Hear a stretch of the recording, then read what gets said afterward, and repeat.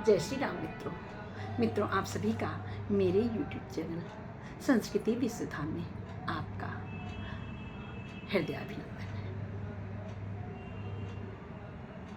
जब प्रभु ने सभी को ये बताया है कि इतने दिन हो गए हैं और आप लोग यहीं पर हैं, आप अपने घरों को भूल गए हैं, सबने कहा हाँ इतने दिन बीत गए और हमें पता भी नहीं है। सुन प्रभु बचन मगन सब भय को हम कहाँ बिसरतन गए, हम कौन हैं, कहाँ से आए हैं, कहाँ रहते हैं, ये सब तो भूल ही गए थे। हमें तो ऐसा लग रहा था कि हम अयोध्या वासी ही हैं। हमें लग ही नहीं रहा था हम किष्किंधा के राजा हैं, लंका के राजा हैं, हम निषाद राज हैं, हम केवट हैं।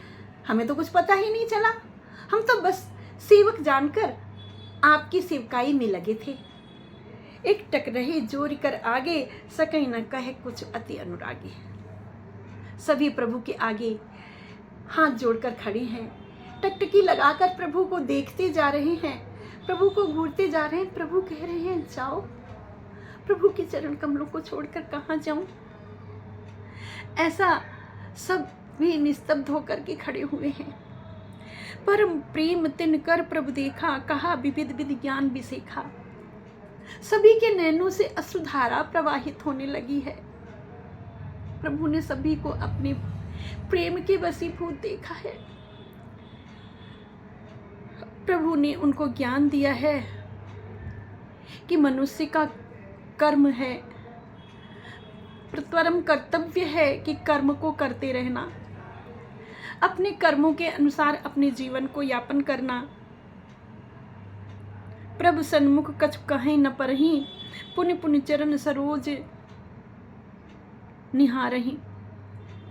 बार बार जब प्रभु समझाते हैं तो कुछ कह नहीं पाते हैं, प्रभु के चरण कमलों को ही देखते रहते हैं। टकटकी लगा करके प्रभु के चरण कमलों को देखते जा रहे हैं कि प्रभु शायद इन चरणों का सेवक बना लें। प्रभु ने आदेश दिया है कि मेरे सभी मित्रों के लिए बहुत सुंदर सुंदर वस्त्र आभूषण लेकर आएं, हमें इन्हें विदा करना है।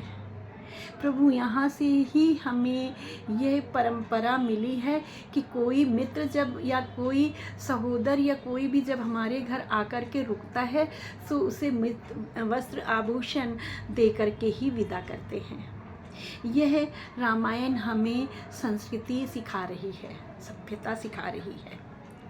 प्रभु प्रेरित लक्ष्मण पहराए लंका पति, तब प्रभु भूषण बसन मंगाए, नाना रंग अनूप सुहाए। प्रभु ने अनेकों प्रकार के आभूषण मंगाए हैं, वस्त्र मंगाए हैं, है ना, और सभी को उनकी पसंद के अनुसार दिए हैं। लेकिन प्रभु ने क्या किया, प्रथम ही सुग्रीव ही पहराए। सबसे पहले सुग्रीव को पहनाया है। क्यों? भरत ने उनको अपने हाथों से बनाया था, राजा है ना किष्किंधा का, से सबसे पहले राजा का सम्मान किया गया है। और वह सखा है जिस सखा ने सबसे पहले रामचंद्र जी से ये कह दिया, सखा सोच त्यागहु बल मोरे, सब विधि घटबे काज में तोरे। तो सुग्रीव की ही सहायता से मैया जानकी का पता चल पाया, उनकी वानर सेना की सहायता से ही लंका पर कूच कर पाए। इसलिए सबसे पहले भरत के हाथों से सुग्रीव का सम्मान करवाया है। सुग्रीव को सबसे पहले वस्त्र पहनाए गए हैं। फिर प्रभु प्रेरित लक्ष्मण पहराए, लंका पति रघुपति मन भाए।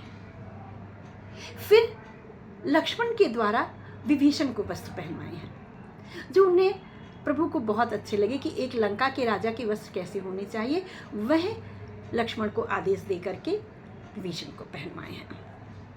अंगद बैठ रहा नहीं बोला, प्रीत देख प्रभुता ही न बोला।